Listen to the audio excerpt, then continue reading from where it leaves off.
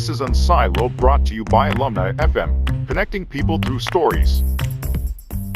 Hi, I'm Greg LeBlanc, and this is Unsiloed. And with me today is Ben Waber, who is visiting scientist at MIT Media Labs, and also president and co-founder of Humanyze, which is a company that helps companies figure out what the heck is going on inside the workforce. And so, in your book, I should have mentioned also the book, People Analytics, which came out in 2013, which is super, super relevant still today.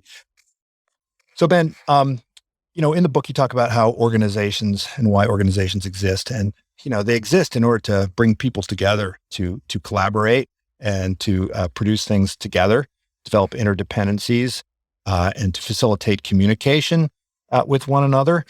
But for, most of modern history, the managers didn't really necessarily understand what was going on inside the company, right? So we'd set up these formal org charts, would set up these formal lines of communication. We would set up these formal teams, and all of this would be on paper.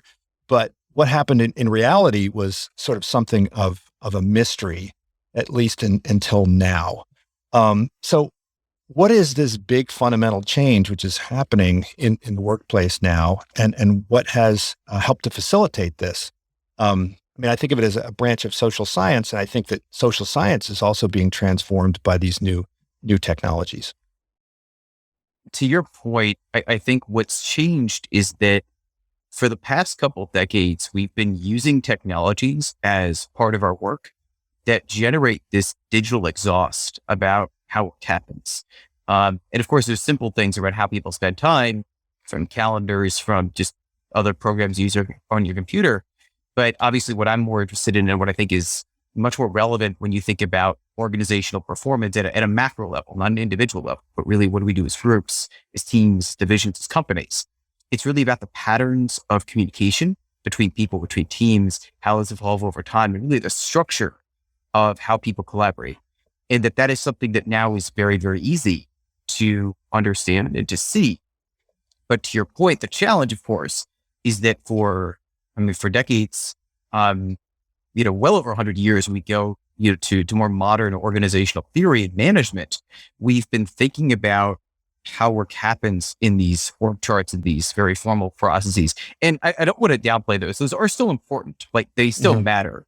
But that the bulk of how work happens are, to your point, these more, informal networks and these collaboration patterns and these changes. And that not just in the digital world, but also in the physical world, with more sensors, with other things that can help us understand face-to-face interaction, we can just understand at an unprecedented level of detail what's going on. What that means is not just that we have a better idea about what's happening, but that we can also then start to really test the decisions we make. And we can, of course, ideally make better decisions. But we're still, I'd say, very much in the early phases of that, where there's still just this only growing awareness that this is possible, that the vast majority of people who lead at least large organizations today, they came up through management where the way that you managed was, you went on your gut instinct, how do you feel about certain things, and that when you make a decision, it's the right decision, which is, of course, a complete fallacy. Like, it's a guess, it's a hypothesis, but that there's this idea that you just couldn't possibly know in a reasonable period of time what the impact of a change was, whether it's a reorg, whether it's a new training program. And now that's no longer the case. So I think we're still very much sort of educating and training up those people who've been there for a long time. But of course, there is now this much, newer class of folks coming through organizations that are more used to making data-driven decisions, that are starting to inject sort of hard numbers into decisions that shouldn't only be based on hard numbers, but where that undeniably has to be a core part of a lot of these decisions. And that's why it's sort of really exciting right now, because we're really just at the cusp of this starting to take off. Well, I think ever since Frederick Taylor, managers have thought of themselves as being something somewhat scientific, right? We have this term scientific management. It typically is applied on the factory floor. It's usually not applied in kind of the managerial environment, or at least in the ideas part of the organization historically. But like any kind of science, it's limited by its techniques. And you mentioned at the very beginning of people analytics that the natural sciences have been transformed dramatically by our ability to go out and capture more data.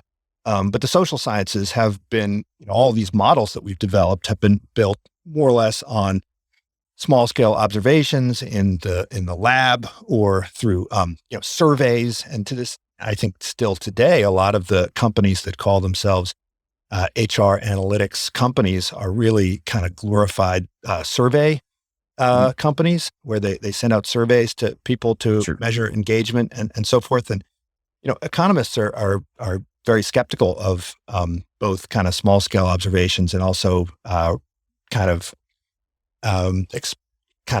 expressed preferences as opposed to revealed preferences. And so how has social science changed through greater data capture, and how is this kind of flowing back into what we might think of as management science? In general, when you think about organizations specifically, again, I mentioned we, of course, use things like email or chat tools internally that help give you this sense of, where in the past I would give you a survey, like, tell me who do you talk to? And people are pretty bad at recalling even yesterday, who did you talk to yesterday? And people are terrible. We're about like 30% accurate on that. So given that, you look at it's a kind of macro like Nielsen scale, data, right? When people would be asked, what television shows did you watch last week? That's right. I mean, nobody remembers, especially when you're doing channel surfing, right? How are you going to remember? And, maybe, and maybe you're not going to admit, you're actually a huge fan of, I don't know, Grey's Anatomy or something, but that actually, anyway, so we could talk, this gets to your revealed preferences versus what you say you do. I will say, I don't think that survey data is useless. I think there is very much a place into understanding how people feel. I do think that's critical. But I'd argue it is equally probably more critical to understand what actually happens in the real world. And that for the social sciences, this of course also gets to things like cell phone networks, gets to things like data from Facebook, from Twitter, really extremely large data sets that look at the flows of relationships, right? So within organizations, in some ways it's easier because you know the context of those relationships. These are work relationships. And of course, some of them can be informal. You can have friends at work. But they're centered around an organization. Whereas if I look at, say, cell phone data, which has been done going back to the early 2000s, was a lot of the early work done in that area to show that you could use patterns in cell phone networks of like who calls who to predict things like depression levels in different areas. You could look at even economic growth. It's quite interesting. You could predict GDP growth over the next couple of years by looking at changes in networks. But, the predictive power there, it was, compared to survey data in past, extremely high, but compared to what we can do in organizations, an order of magnitude lower. If you look at within a company, if I look at the structure of a team's network, you can predict things like attrition, about 40% of the variants are higher in some cases, which is like, you can't, in the social sciences, for those of you who, or for folks listening who are familiar with it, like that's like God's truth, getting like 40% of the variants. That is unheard of. But that you see this really step change in predictive power when looking at this kind of data.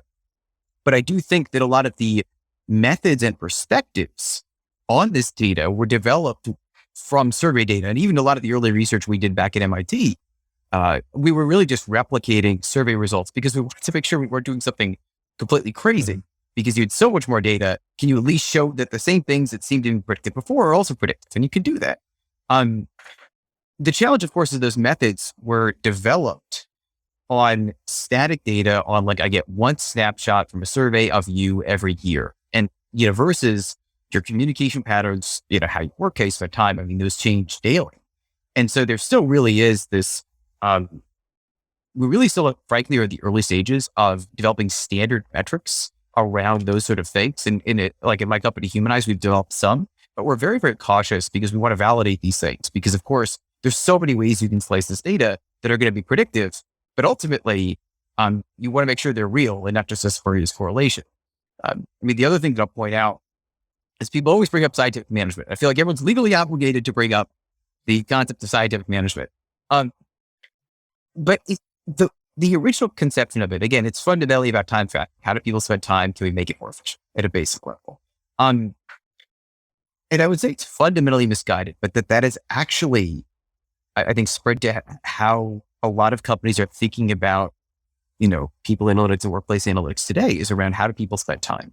It's not unimportant, but again, imagine a factory floor, because people bring that up. Hey, that's a really quantified environment. It should matter how people spend time, and it does. But now imagine that you're a factory floor worker and that I want you to produce 10 widgets an hour.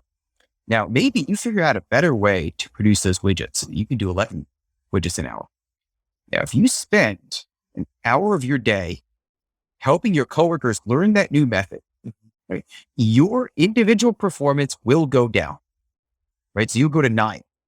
And so a dumb algorithm, which lots of companies are doing this exact thing, would say, hey, your productivity is down, you're fired, right? Versus what they care about. What do they care about? Well, actually spending that hour dramatically improves the performance of everybody at the company. So you want that. And this is why I really think that this individual focus of a lot of these technologies are fundamentally misguided, because really the value of organizations, again, it's people coming together to do things they couldn't do themselves. And of course, ultimately you have to pay individuals, you have to make individual personnel decisions. But I would argue that a lot of the ways we've been doing that before are not fundamentally broken. There is, of course, things that can be improved. But I don't believe the answer to that is, hey, let's just super micromanage people with data. I believe that there's so many holes in that. Like a simple example I just said, beyond not even looking at, hey, if I see you're stressed, I'm going to spend an hour with you chilling you out so that you don't leave the company. That's worth stuff to the company. I think there's all these examples like that you could go through, and so looking at things in an aggregate, I think gives you a much better perspective on what really matters to the company. It avoids a lot of these privacy and ethical issues that I think come up. And I really hope that is where the field goes. I think some regulation laws will come in to push it that way as well. But I do think that's important to just get out there as well. Oh, isn't that just sort of part of the natural evolution? I mean, if you think about what Billy Beane was doing with the Oakland A's, right? He was trying initially to track individual performance, and this is relatively easy in baseball, where you have an isolated interaction between a pitcher and a batter, and so you can kind of recruit for people that have these individual characteristics. But it's taken a lot longer for this analytics to take over in sports that are more team oriented, like soccer, where the best player on the field might not ever score a goal, and so it's not that analytics is useless. It's just that you have to be a lot more clever about what you're trying to measure, right? And that'll come with time. I think we're starting to see it now. Kind of even Billy Beane has a partial stake in a soccer team, right? That's right. I mean, I think that probably basketball is the best analogy for a lot of organizations, because it's one of these things where you can look at certain players on paper, and if you just put them together, the team can be terrible. And this happened many, many times. And you look at folks like Daryl Morey, who I'd say is obviously the bleeding edge of this in basketball world. And him and his teams have used analytics as a core part of the decision-making, but that is not the only part. That they use a subjective understanding of, here's how we think these people fit together. And it's really this holistic way of making decisions.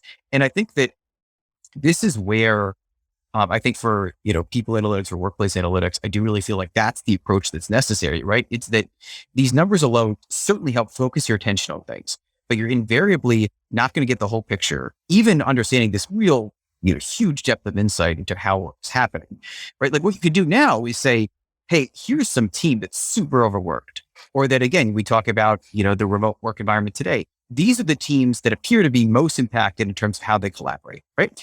But it doesn't tell you why those are happening, right? And so that's where the subjective qualitative side comes in, is this, okay, well, actually it turns out that we've got some huge supply chain issues. So this team is doing something super differently than they were before. Totally makes sense. This team, actually, it is concerning because they should be doing the same thing. No algorithm is ever going to figure that out, right? And this is, I think it's the, moving towards that combination that is just going to be incredibly powerful in the nearer term. In longer term, then I think I get really excited about, running lots of experiments across especially large organizations. We are simultaneously trying out many different things.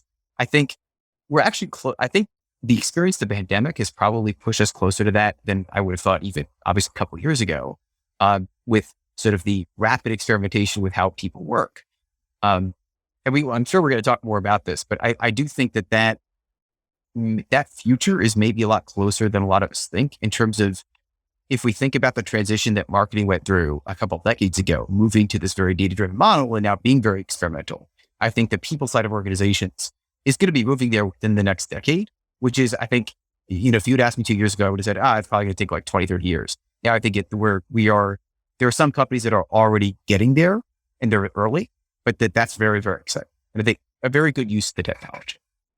Yeah, like you, I'm pretty optimistic. I think of what you're saying as kind of, gut level decision making. I think of that just as a feature engineering problem, right? Just figuring out exactly what it is that you're measuring, and making it a little bit more explicit.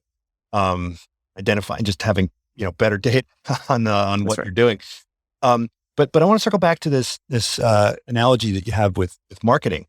A lot of companies now have, whether we call them people operations groups like at Google, or people analytics group, or HR analytics. And as you mentioned, they're kind of modeled on what's happened in marketing.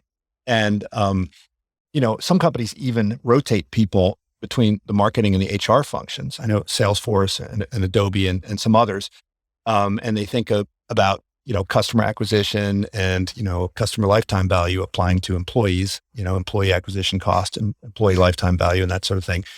And just like marketing, I think that the initial efforts were devoted to the things that were relatively easy, like, Yes. conversion, right? And so most of these folks who have HR analytics departments, they're primarily, I think, initially focused on more on recruiting. So a good friend of mine started a company that did kind of recruiting analytics for call centers. And, I think you talk a lot about call centers. Call centers are like I think that call center employees are like the fruit flies of people analytics. But that's relatively easy. Like, okay, hire these people, don't hire these people, and accept the workplace as given. But once you've kind of optimized that problem, then it really is, okay, now let's get into the workplace. And start manipulating the workplace. So I was wondering if you could talk kind of a bit about, the workplace. And there's a couple elements here. You talk a lot about the physical environment, which maybe we'll get to, but initially let's talk about kind of communication networks, and how has the kind of science of networks helped us to rethink kind of how people do work. When we think about networks, it's very difficult, I'd say, for individuals to have perspectives on how networks function, because really this gets beyond what you can immediately see. It's to what is the structure of groups that are, many levels out from you. But a good way to think about it is, imagine you can think of even a single team. A team could be very tightly knit, or it could be much more exploratory in that, maybe there's lots of communication within the team and very little without, or it could be the opposite, as a simple example. Depending on what work people are doing, one of those could be, more effective than the other, right? If you are a team that is, or a group of teams together, right? If you're a group of teams that is trying to execute some well-defined project where you know what the dependencies are, then having either cohesion within teams, or having the interaction between teams match what those technical dependencies are. That's the most important thing for actually attaining those milestones. Mm. On the other hand, if you're tasked with coming up with new ideas, building new products, doing something no one's ever done before, then actually that's going to be very effective, right? And it's going to be much more important to be exploratory. And what network science allows you to do is quantify those differences. And I mean, at this point, Humanyze got very exciting over the last, actually, it was about a year and a half ago. We got to a point where, as we were getting new data from existing customers or onboarding new customers, our distributions of network metrics across this global data set didn't change. Or barely, which is very, very exciting, because it means that you have this representative data set of knowledge workers at large companies, at least, because that's who we work with. And so what that means is that we can essentially automatically flag really weird things. And that doesn't necessarily mean they're good or bad, because as I just said, the context does matter. But there are certain things where the context doesn't matter. When you get really far out on some of these network metrics, right? Like, I don't really care the kind of work you do. But if, for example, if I look at cross-level collaboration, look at, sort of layering on top of these networks, you layer hierarchy information, right? And imagine that you show that, okay, I know what the distribution of that looks like globally, and that this team or this company, they're way out on the end, right? Like, literally the executive team only spends 1% of their time with this whole division. Like, I don't care what they do. That's a problem, right?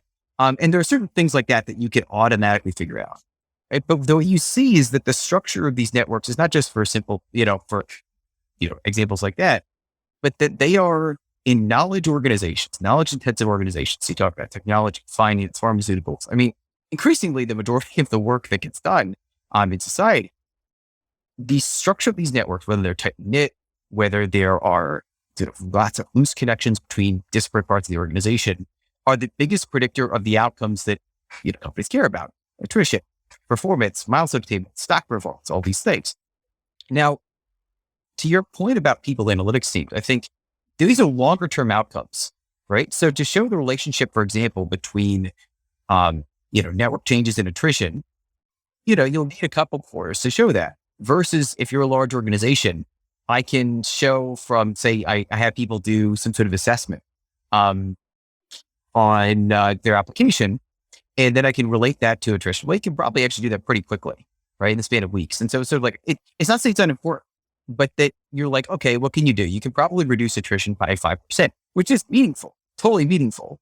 But that when you're looking at, I change a network in a certain way, you're talking about, increases to like top line performance, sales, other things like that are, 10, 20%. We got, I got examples in the book. There's other great examples. I mean, even like literally earlier this week, paper out of the University of Chicago showing changes in networks that came through to working from home during the pandemic led to a 20% performance drop. Like, that's and a hard number too, like not like abstract, like people say they're more productive. No. These are hard numbers. And so that's crazy. Like, that's an order of magnitude difference, but that utilizing it requires a very different set of management skills for the more, HR analytics or rebranded teams like that. It's okay. We've been doing recruiting. I now do the exact same process, but I'm able to apply some algorithm to it to do it better. Right. And it is totally valuable to do that, but then again, inherently limiting. And the thing I get worried about is that for divisions that start in that area, like if that's what you start doing, I think it's going to be very hard for them to move to these more strategic discussions of, okay, I actually need, what I see is a really concerning pattern that we're extremely siloed and I need these particular teams to work more with each other. That's not, if you're doing recruiting, they're not responsible for that, right? Even a lot of times the head of HR, CHRO is not even responsible for that. That goes to the CEO, the COO. And so you worry about that structure, that they'll be pigeonholed into doing things that are traditionally considered the province of recruiting, retention. Again, it is value, but it's a fraction of the overall value of this kind of technology, which fundamentally comes about at the network level, because it's about changing the collaboration patterns within and across teams.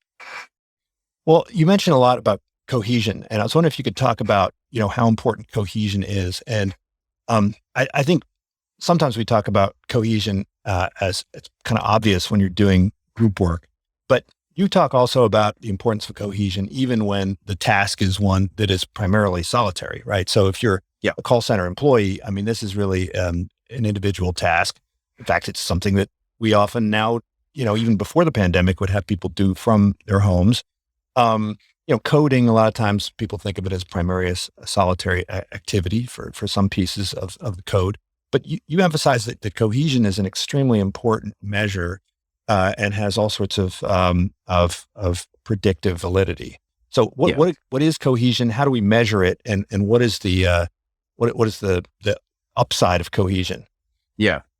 I mean, the way to think about cohesion in a network context is think about who you talk to, but then think about how much do those people talk to each other, right? And then to the extent that there are people you spend a lot of time with that also spend a lot of time with each other, right? That means you have a more cohesive network.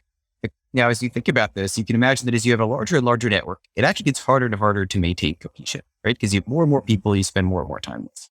right? The thing is that, this metric, not just at an individual level, but especially at a team level, is related to all sorts of outcomes like, as you can imagine, retention. If you're in a very densely, knit network, you're less likely to leave because you have strong relationships with a lot of people. To the extent that decreases over time, of course, you're more likely to leave. When you look at productivity metrics around execution of tasks, even at the individual level, to your point, that tends to be highly correlated with cohesion. And the reasoning behind that, or like why that might be, is that even in call centers, we're doing actually fairly complex work, but that oftentimes we're rewarded for our individual behaviors rather than a group level. And so now imagine that I learn, so take call center example.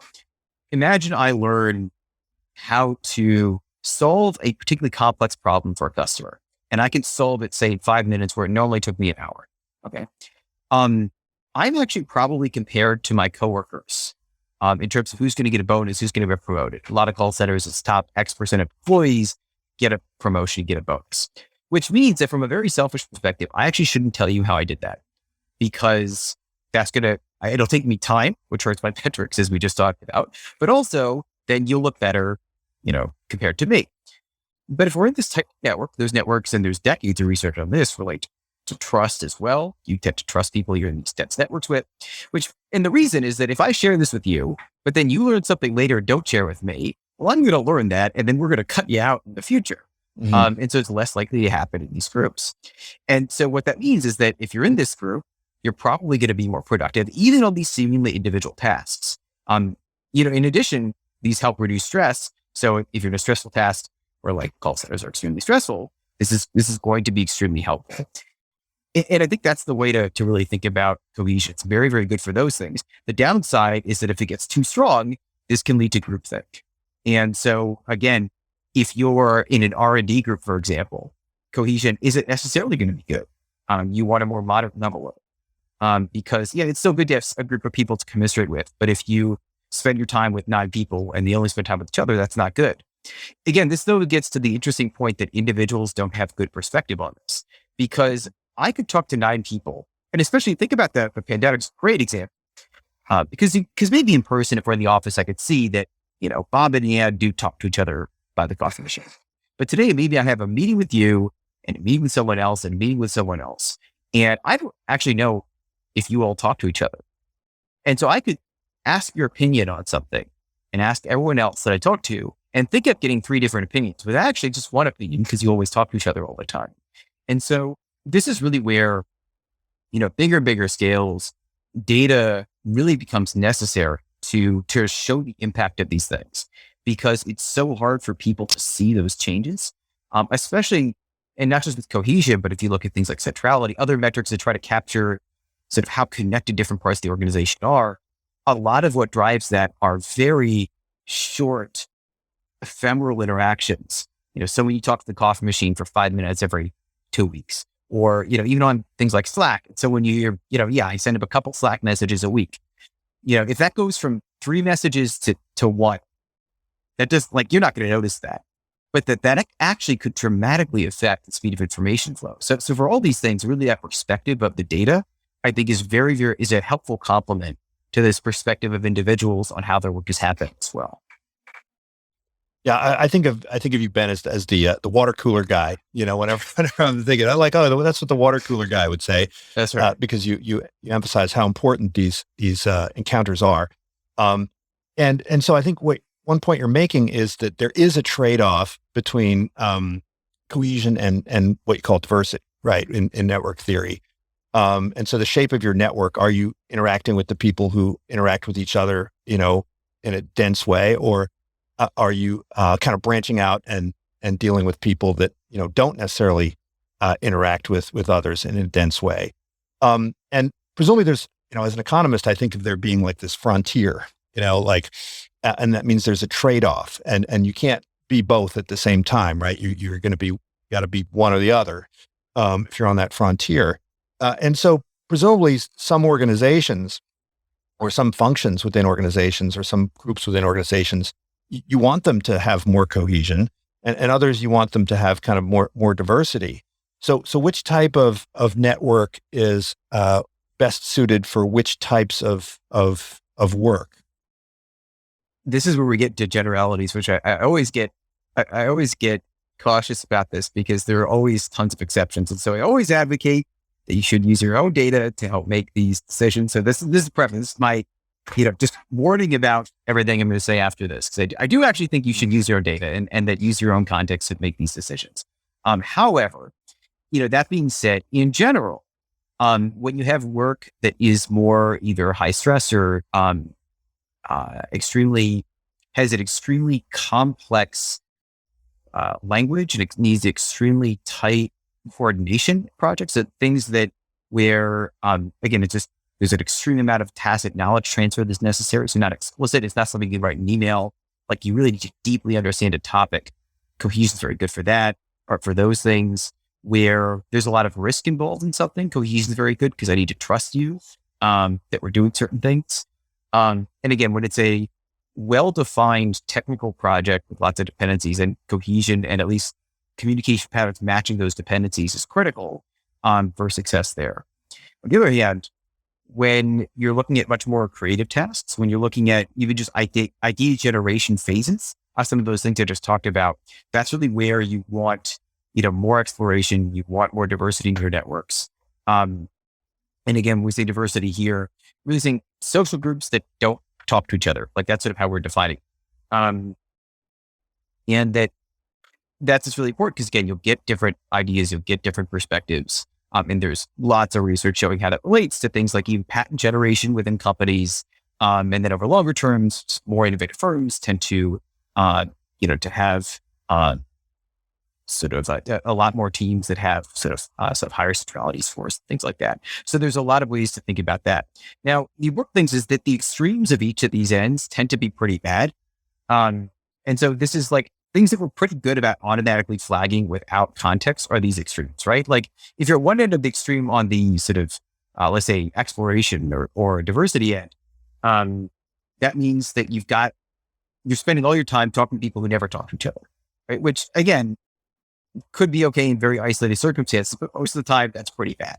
Similarly, if you never talk to other teams, like literally never, that's almost always pretty bad, right? And so it's always this gray area. And I think that's what's exciting and really interesting about its companies really build these behaviors or behavioral metrics into their KPIs and eventually report that out to even investors.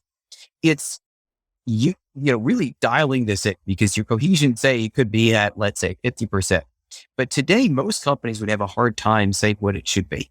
Right? Should it be 60%? Should it be 40%? Like, those are very different, but it's, again, I go back to the marketing example because I think it's just very appropriate. It's a great comparison. If you ask people in the year 1998 what a good click-through rate was, they'd have no idea, like no idea. Now, and obviously today, click-through rate, depending on the type of site you have, what you're doing, it varies. What is a good click-through rate? It really does. It does differ. If you're a B2B SaaS company, that's very different than what it should be for a Facebook ad, right? But now people have they know what this means, and they know for their application, what is good. And I think we're still at the beginning of that when it comes to people analytics, when it comes to workplace analytics. It really is that, I think these technologies right now are very good at flagging these real extremes that, like, it doesn't matter what you do, they're bad. But the companies, it's actually not really a technology problem at this point. It's that companies need to get more sophisticated around understanding these metrics and understanding where do you want different parts of the organization, right? Because that's where it starts to get much more interesting, that I do an intervention and I move this up by 10%. I can tell you for that specific team, that's a good thing. And I think that's what we'll move over the next decade. Well, I understand why, you want to look at every company individually, but really, if we want to generate some patterns, we really want lots of data. Yes. I can imagine just having a machine learning algorithm that would, look at hundreds of different software development projects and deployments, and some would have bugs and some wouldn't have bugs, and you'd be able to, spot the kind of the network patterns that were predictive of, Yes. some kind of bug or defect downstream. And others that you could look at and go, yeah, okay, this is probably going to have a good result, right? I mean, if you aggregate enough data, you should be. I mean, maybe there are some companies that are large enough, like Google, that have enough internal data on say software development teams that they can do it internally, but ideally you'd want to kind of aggregate as much as possible, right? So yeah, this is sort of what we've been working on at Humanyze. I mean, to be fair, I think almost all of our customers are global Fortune 1000 companies. So a lot of them, we can do this internally.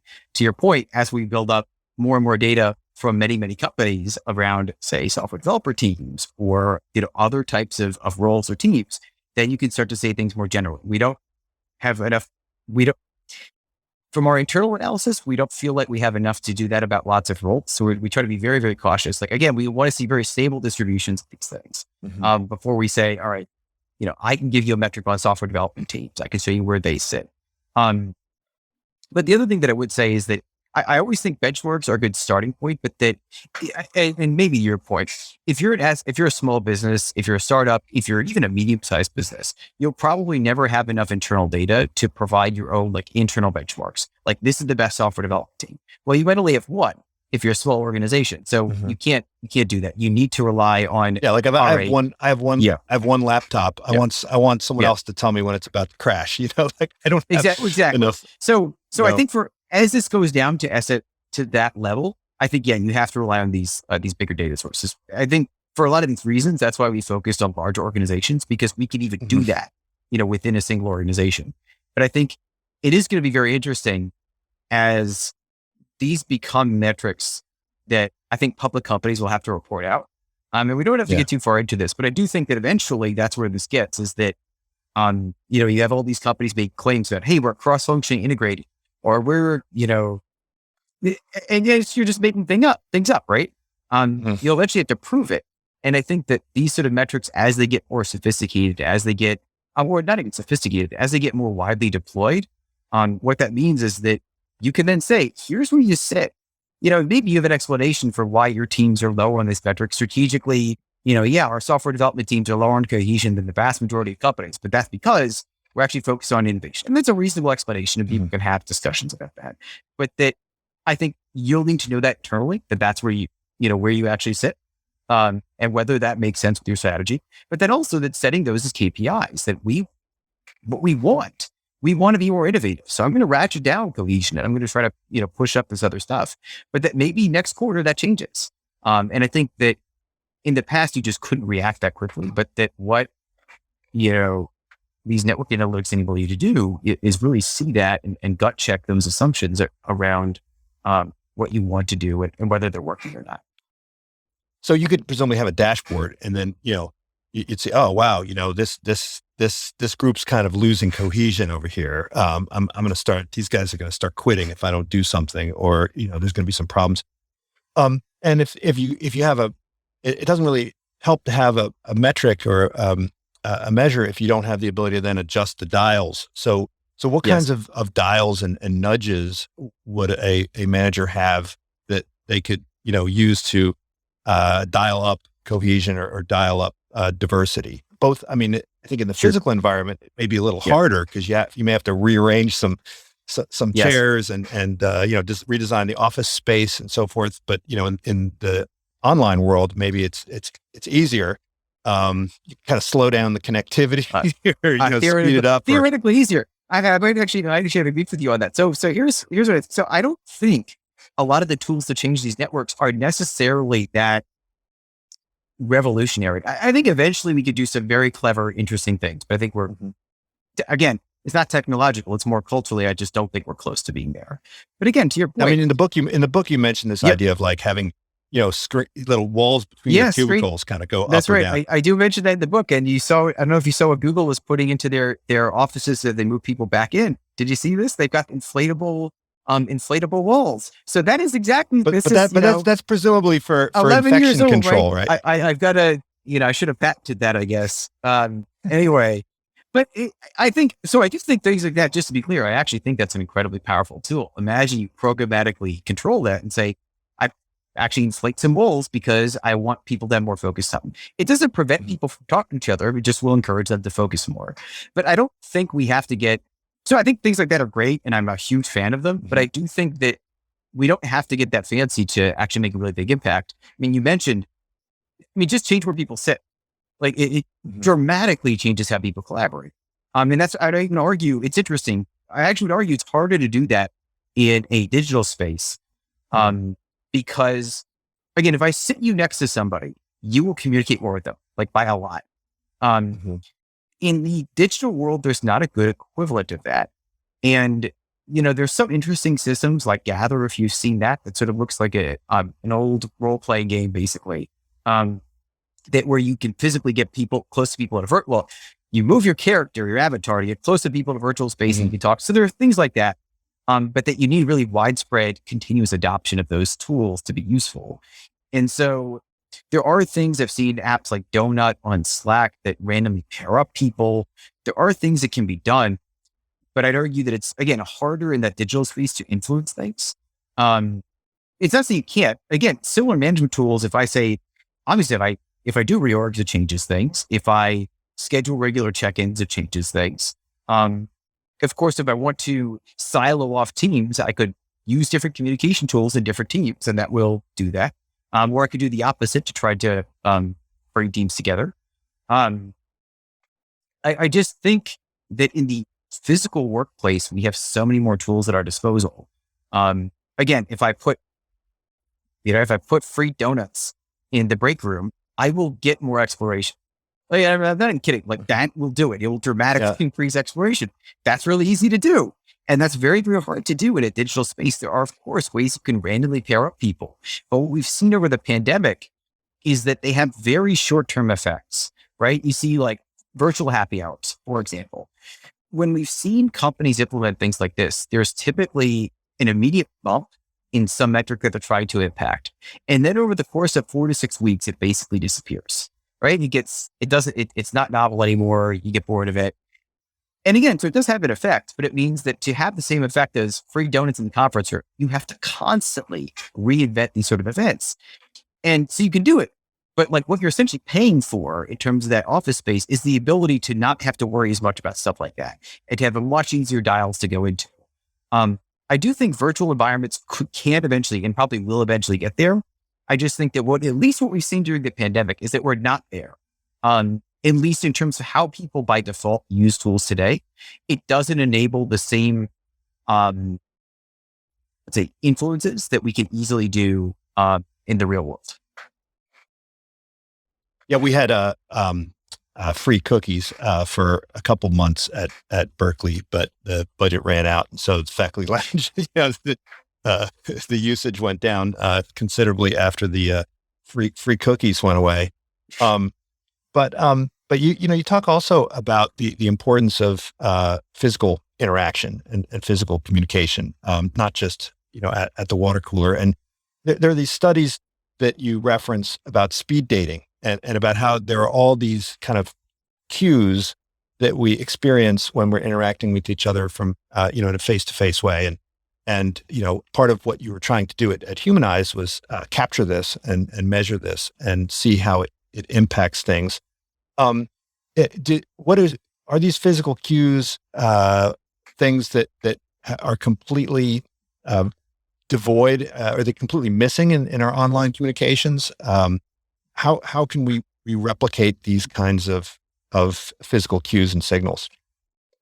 Yeah, I mean, it's challenging. So like at Humanyze, we've even shifted because as we got to bigger and bigger scales, we really just use existing sensors in offices. So really a lot of what we're looking at very large scales right now are just sort of proximity patterns between people, which we can eventually use to estimate that, how much I communicated with you, or how much team A communicated with team B, I should say, over this month. And we do that very well, but it's not, it doesn't get to your point at some of the earlier work we've done around, the fact that a change in my facial expression, or if I lean in, that impacts my relationship with you.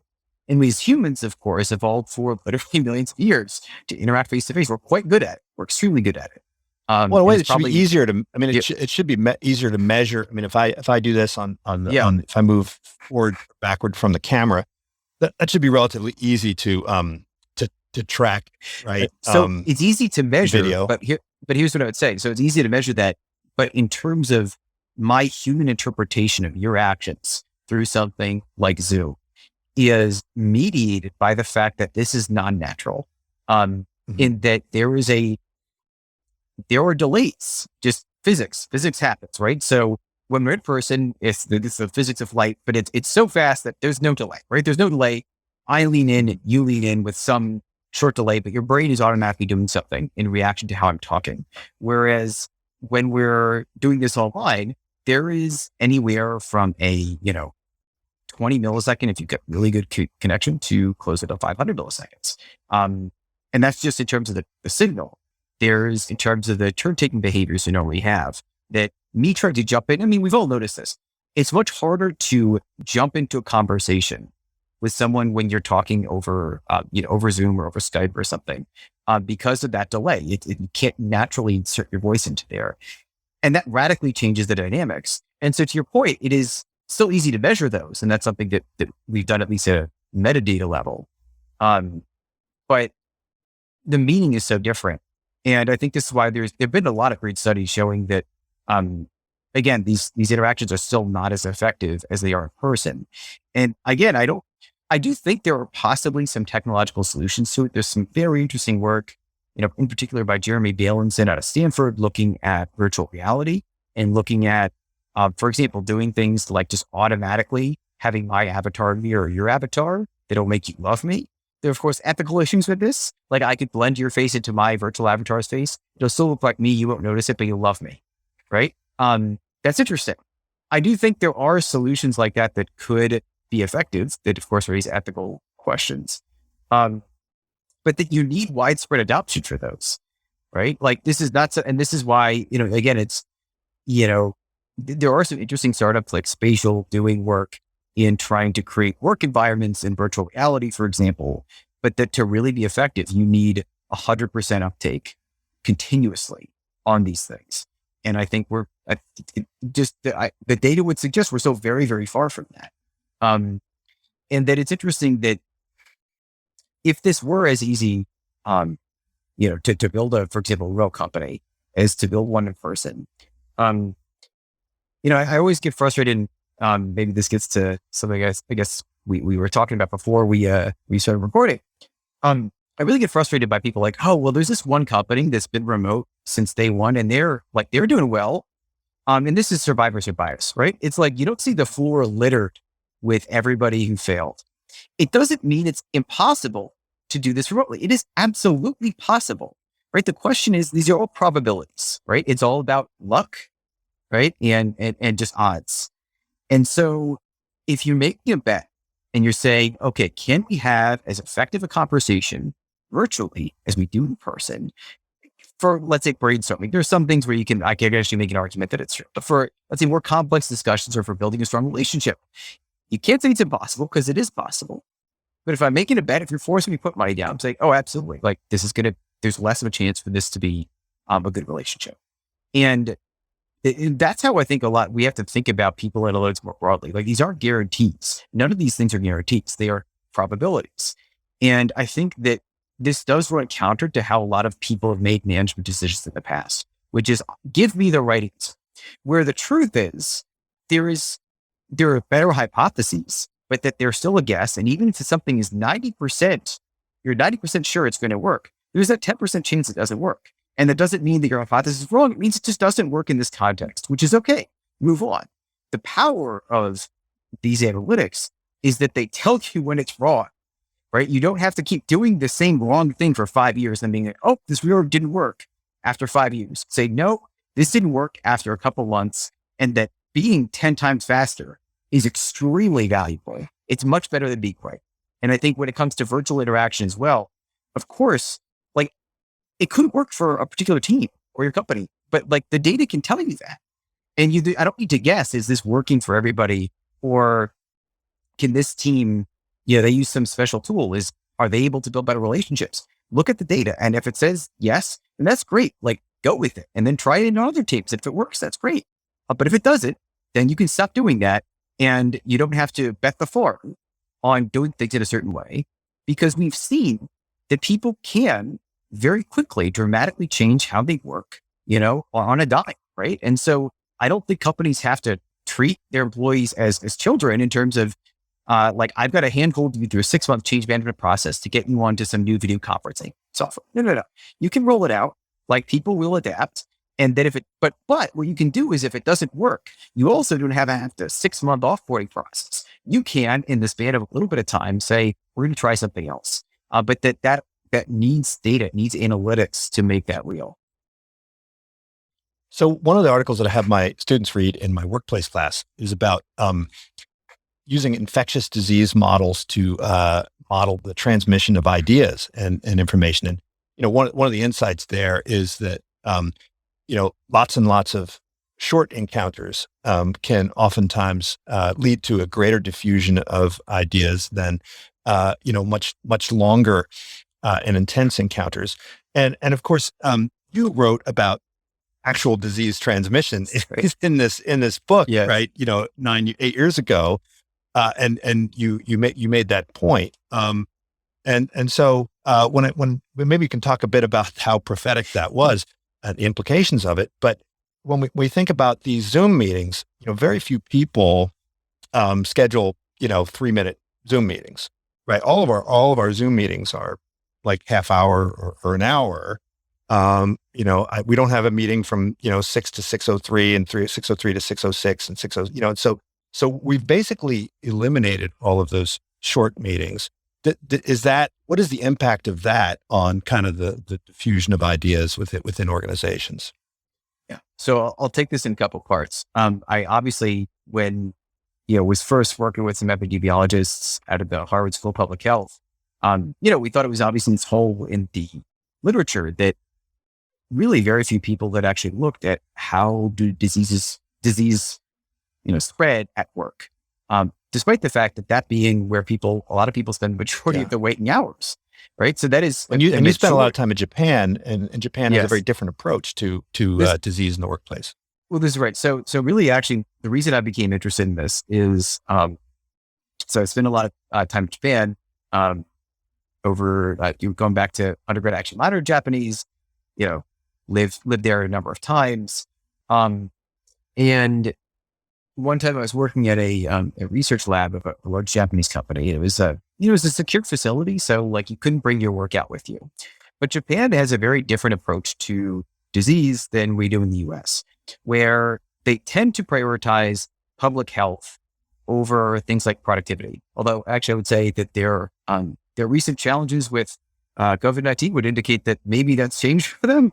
But at least back when I was working there at this point, I guess, 13 years ago or so, that was the case. And so, but I realized, of course, that's just cultural. I mean, essentially, I was working in this lab and one day I got really sick. Like I was at work, I started to feel really sick. I was sweating, definitely had a fever. But the next day I had to give a presentation to the head of the lab about the work that I've been doing. But again, you couldn't bring your work home with you, right? Because again, it was secure. So I couldn't email something back home and finish it there. So I was just working, trying to finish up this document. And I actually went to my coworker and I was like, listen, I'm feeling really bad. I actually might need you to give this presentation tomorrow because I don't know if I'm going to be able to come in. And he looked at me and he said, no, you've actually got to go home right now. I'm like, well, I got to finish the document and then I'll go home. And it's like, no, you actually have to leave. And they forced me to go home. And the next day I tried to come in really early just to finish it up, and they wouldn't let me in the building. And it was just fascinating to me because I just imagined, imagine you're in the US. Actually, I wonder if the pandemic has changed this, but pre-pandemic in the US, at least, if you were, you were sick and you said, tell your boss, like, okay, I know we got this big presentation tomorrow, but I'm sick. So I'll see you in a couple of days. They'd be like, no, you're fine. Right. But it struck me that there's no data behind those are just the natural reactions both in Japan. Yeah, I realize that I've in 30 years or so of teaching, I've never missed a single day. I dragged myself in to teach, no matter what I felt like. So hopefully in the future you wear a mask if you do that, right? I was trying to normalize that in my company before the pandemic, and now I think pandemic did that for me. And that's what we looked at. The question is because clearly from a public health perspective, to be clear, and so to your point, it's better to go home. Like it is, right? Fewer people will get infected. But that a lot of our work has showed that when you are home, it changes the networks, not just of you, but of all your coworkers. And so we wanted to look at this. What is the impact of so we had a data set, we didn't infect people with diseases, but we said, well, what if we simulated, people going home, these other things. And as you sort of mentioned, what we saw that was surprising was that it looked like these really short interactions would be responsible in the simulated environment for the vast majority of disease spread, such that if you removed them, you could dramatically decrease the size of an epidemic. And that, as we thought about it, the thinking behind it, why that is that. And what's interesting about that is our intervention strategy around the current pandemic, we did contact tracing and we believe that, the longer exposures were to be avoided, and shorter exposures were more okay. And so that's sort of the opposite of the result. I do want to say we were simulating H1N1 and my co-authors had very good transmission probabilities on H1N1. So I have not rerun the numbers with COVID-19. So I do not know what it was like for that. But I do think the general idea, right, is probably relevant, especially given what we know now about indoor transmission. It probably makes a lot of sense that that just being just me and you talking for an hour is, maybe not as big of an issue as, all the other people that I'm with a little bit of time, but we're still in the same general vicinity.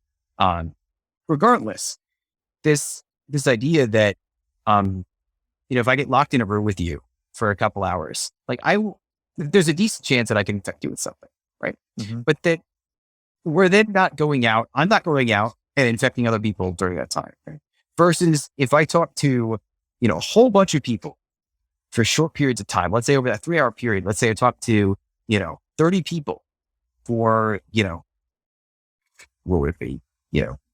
6 minutes each, right? There's a low chance that I infect any single person, but that I could infect a whole lot more people who then go out and infect a lot of people the following day and all these things. And that effect appears to dominate in these office environments. So again, it of course suggests all sorts of other interventions that might seem counterintuitive around changing where you sit, not sitting near people you do know, sitting near people you don't know, because you're less likely to have chit chat with these people you don't know, but you might have long conversations, right? Similarly, actually having more meetings, maybe not a bad idea. And especially today, I could definitely make that argument. I mean, if we might as well do our meetings over a laptop anyway, because we have some people who are remote, then if I'm in the office, pack on the meetings, right? Because that's actually not probably the high risk fit. Now, again, I will say, I would very much want to rerun this with COVID data before making, those pronouncements about the current pandemic, but at least with the H1N1, I feel very, very confident about that. But I think this general approach needs to be taken during the current pandemic, as well as any future pandemic. It really should be data driven and not about what feels good. It just, how do people interact in offices today? And then given the properties of a disease, how does that interact with those things? And I think with COVID-19, because it's airborne, transmitted through airborne means, that really does mean that looking at proximity patterns within offices is an extremely good way to understand how it's likely to spread, and also yields really disturbing conclusions around things like, 2 meters not being nearly enough indoors between people, but that, that's an uncomfortable truth. Just when you look at, anyway, there's all sorts of things like that. But yeah, it's certainly been, obviously it's quite unfortunate that, that research became relevant again. But I do think that there is now, of course, a greater understanding of the importance of these kind of physical dynamics, when it comes to understanding physical health. And of course, the corollary with that is this gives us an awful lot of data about, performance, which is, of course, it's much less important than protecting health. But that is something that, again, eventually will become more important, as we get through the pandemic. So we talked about the trade-offs between these diverse networks and these coherent networks. And we talked about how maybe you could adjust the dial, but what about having people in kind of different roles? Maybe part of your job description in the future would be, your job is to cultivate a diverse network in the organization. Your job is to cultivate be part of a coherent network. Yep. Potentially, your job is to be the generalist that stitches together all of these silos, and your job is to, double down inside the silo. You had some words to say about kind of the role of specialists and generalists. And in particular, you argued that when it comes to performance evaluation, we're much better at measuring the incremental impact of the specialists, and these generalists or these floaters or these connectors. We don't really know how to measure their impact on performance, because most of that performance shows up in the kind of P&L of the other individuals in the organization. Yeah. Well, and that's why I really think that we ultimately, in most organizations, we care about the group output.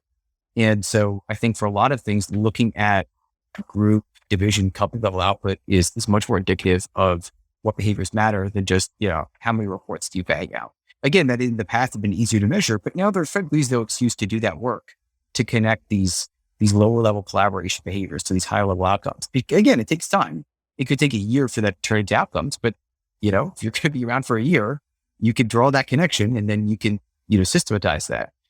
We do have an increase in people who have these kind of roles, but they're not explicitly talked about in network terms, which I think will change. Think about Scrum Master being a much more common thing today. Fundamentally, what their job is to increase cohesion within teams. If you think about it, for those who are familiar with Scrum, essentially you're gathering everyone together to meet every day. You're trying to get everyone to talk to everyone else in these meetings. Like, that's what you're doing. Like, that is your job. Similarly, you can think about the roles of managers in a lot of cases, and this is where it gets interesting. So in some cases, the role of manager is to focus more internally within teams. In other cases, it's to really connect everyone on the team with other parts of the organization. And I think those are conflated in a lot of cases because those are very different types of roles, right? The role of helping, mentor and manage the work within a team is a very different skill set than how do we connect to the broader mission of the organization? How do we make sure other stakeholders understand what's going on? And that I don't think it helps anyone to say, like, you have to be good at both of those things. So you could argue, you could sort of unpack that role into different types of work. And I do think that as there is this increasing adoption of, sort of behavioral analytics within organizations, it'll help make those distinctions a lot more clear that, hey, actually, these are distinct skill sets that, if you haven't, listen, if we're concentrating within a single individual, that's great. But that a lot of times they're not. It was interesting. One of our customers, which is, global Fortune 500 pharmaceutical company, they have these 360 evaluations they give to folks to evaluate, like, what high are they high potential and things like that. But you're rated, again, not just by your managers, you're also rated by people on your team if you are a manager. And so you could look at it in different ways. You could look at, okay, who was rated highly by their teams? You could look at who was rated highly by people above them in the hierarchy. And you could look at who was rated highly by both. And there was this real difference in terms of those three different groups had very different behaviors, in that people who were rated highly by their teams spent more time with their teams, which is not shocking, right? People who were rated highly by their managers had much more diverse entrepreneurial networks, which you'd also expect, right? Now, people who were rated highly by both, there was a much smaller number, but that, they sort of mediated these things. They actually were somewhat able to do both. But the key thing that differentiated them, because again, the time commitments on those folks, normally you'd say that's how could you possibly do both of those things? What they did very much better than everybody else was essentially batch their time. That what you saw was that they basically went back to back on meetings for a lot of the day, but then they had really big chunks of unscheduled time, which is where you can do more entrepreneurial things. But again, if you imagine I have, meeting 15 minutes, it's going to be a lot harder for me to just run into people and have a quick chat with you, right? And so there are things like that you could take away. But again, I think what I would take away from that is that if I were, listen, again, it's great to have those people who are rated highly by both. That's great. But that there was a huge number of people in these other two camps. And that, it does, of course, get to an economic question of, like, can you afford to have both, on a team? But I think it's something worth considering and thinking about how those things function. And I think in the past, some companies have used like a matrix organization, that sort of methodology as a way to do that. It's unclear to me. I actually feel like that probably doesn't work in a lot of cases, because actually the formal org chart only predicts about 20% of interaction. However, right, there are, different cases. It could work in some cases, but I do think that thinking much more about decisions like that as how do I design, these roles to accomplish behavioral goals, right? I think that's it's a new way of thinking about work, but I think that will become increasingly popular over time as we make more and more products and services that are increasingly knowledge driven, that don't lend themselves to easy to measure KPIs. So in business, we talk a lot about the kind of the physiology of the organization and the psychology of the organization. We talk about the nervous system and talk about the digestive system. In your book, you use this wonderful metaphor where you say that kind of information in a company is like water, and IT is kind of like the pipes and the pumps that help facilitate the kind of flow of information. I love this metaphor because when you talk to most CIOs, they don't think of themselves as really being in charge of information flows, right? They think of themselves as being in charge of they think of themselves in charge of pipes, but they don't actually think in terms of, where's the water need to go and how does the water need to flow and so forth. And you've talked about how HR has kind of a limited scope in many cases in terms of how they think of their responsibilities. How does IT need to rethink of itself in an organization that is really focused on facilitating optimal information flows? In an ideal world, of course, you'd have IT, HR, real estate, really all these supporting functions would ideally be together, like actually a single function, right? And maybe you separate out the administrative parts of this function from the strategic parts. But for at least the strategic decisions, I do think those all need to be made in concert, right? And it gets to your point that when you come to IT, if we focus on them specifically, imagine the engineering organization uses Slack, but that the sales folks use Salesforce and the chat within Salesforce to communicate. They will never talk to each other, never, right? Because they use different systems. It just becomes basically impossible for them to communicate. Now, you might just look at that through the view of, I provided them a tool that they will be more effective at their individual job, and that is technically correct. But of course, what you've done to use the analogy is you've segmented these pipes like they are two different water systems, and they're not connected at all. Right? And that needs to be considered. You might have a tool that particular parts of the organization wants to use that could very well be more effective for the work that they want to do. The question you have to be able to answer is, will that change the structure of communication such that it actually negates the gain that they will receive from that? And that is traditionally a hard question to answer. But again, today it is not a hard question to answer. Today, if you could test out that system, and even the way Slack grows, and a lot of these systems grow in particular, it's, sort of organically, like a particular team adopts it. And so you could see, hey, for the teams that have used Slack, do they get less connected to other parts of the organization? If the answer is no, then hey, you know what? It's not an issue. Let's go to town with it. Or let's roll it out broadly across the whole company. If the answer is yes, then you better be really targeted about that. Even if people really like it, you have to be willing to take that away because it actually impedes the overall organization. But again, these are things that individuals don't have great perspective on, because if you're, say, in engineering, you might barely communicate with sales, even in, if you were on the same platform. It could be that you only would communicate once every 2 weeks. That being gone, you won't feel that at all, but that could significantly change how information flows in the organization, and then consequently the outcomes you care about.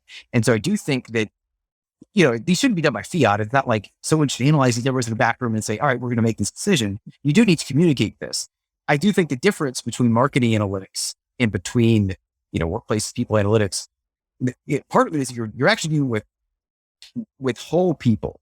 When it comes to marketing, a lot of times you're actually dealing with computer systems, and that I'm changing like the layout of a web page slightly based on data. And it doesn't really matter because I'm not changing how a person like shops in the real world. It's a very different analogy.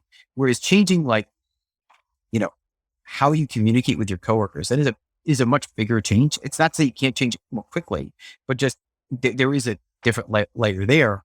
In addition, of course, to the power differential, which I didn't bring up before, but I do really want to bring this up, that I think the other big difference is that, listen, when it comes to, say some tech company looking at your purchase data, ultimately they don't control your life. Like, could you stop using one of these big tech platforms? It might be inconvenient, but you could do it, right? If your boss says, give me this data, you're fired. It's a very, very different dynamic. They control your livelihood. And so I do think that the responsibility on companies using these technologies and providing these technologies like Humanyze, like what we do, I think it needs to be that much higher. I think that is why it's been nice to see You might have seen those EU AI draft regulations that just came out a few weeks ago now. Those are really interesting. And I think a necessary step for the industry to move forward, because I do think there's a lot of uncertainty around what we should do and shouldn't do with this kind of data. But that I do think that moving forward, regulation like this will help set those guardrails and also, give companies confidence to use these technologies more, because they're not going to be worried about doing, the wrong thing as much as now where it's just the Wild West. Yeah, certainly. I think when scientific management first came about, the really concern on the part of the workforce was that this was really designed to make them, work harder and to kind of get more value out of them, but in a way that wasn't necessarily mutually beneficial. And there's probably, I think, quite a bit of suspicion to this day around kind of supervision of work and creating more visibility around work. But I love your idea of thinking of real estate as an extension of IT, thinking of facilities as an extension of IT. In my workplace class, I have a lot of architects and furniture designers and so forth come in and talk to the students.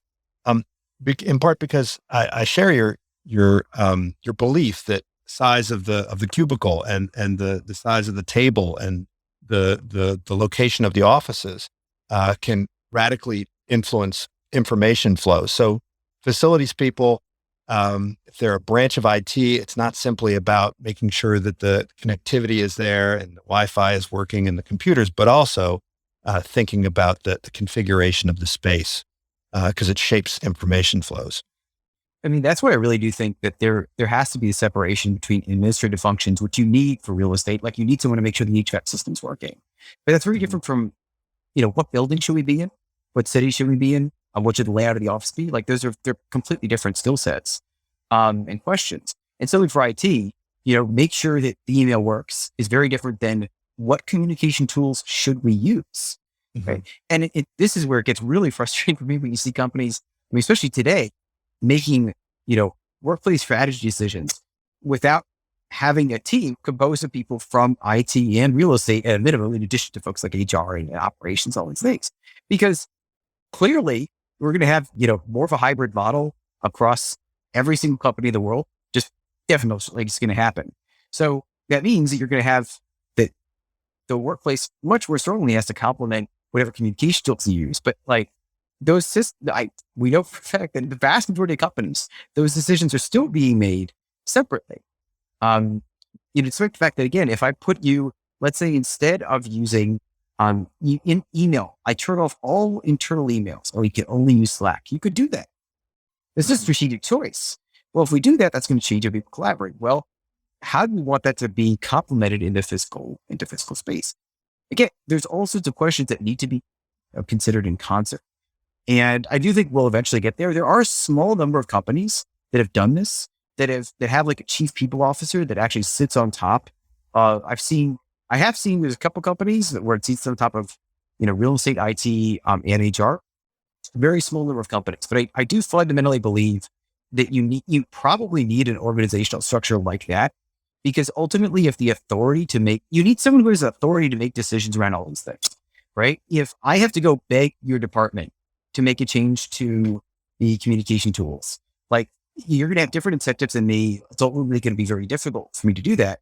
But if it's all unified, I think that's going to be a lot more effective. But I think we're still, there's this legacy of, HR is a purely administrative function. There's no, data behind it, no analytics. Same with real estate, frankly, right? Like it's become more data driven, but it's still about like rents, right? It's like, okay, we want to, optimize our rent spend. Again, there's good reasons for that, right? It's not like it's bad. And, similar with IT, we now move to a strategic phase of a lot of these tools. And I think more companies now appreciate that, but I think we're still lagging very far behind on the structure and the budgets of these divisions, because you also, of course, need the budget to then do things. And if, you're in HR and I want to change the workplace design, but you give me a budget of $10 million a year for a 100,000 person company. Well, what can you do? I could buy everyone one cookie, and there you go, right? To your point, we're going to run out of cookies in the faculty lounge. So that doesn't make, much sense either. Ben, thank you so much for joining me. People Analytics, the book is still available. It's still an awesome book. Any plans on maybe second edition or a new book on the There might be horizon? some new stuff coming, but it's taken me a while to get back into the writing a book is a painful process. So I'm getting back into it, but I'm going to be cagey about it. But there is some new stuff that I will leave folks in suspense. But it's there is some new stuff coming. Well, when it comes out, we'll update your page on the podcast website. Really appreciate you joining. Thank you so much, Ben. This is Unsilo, brought to you by Alumni FM, connecting people through stories.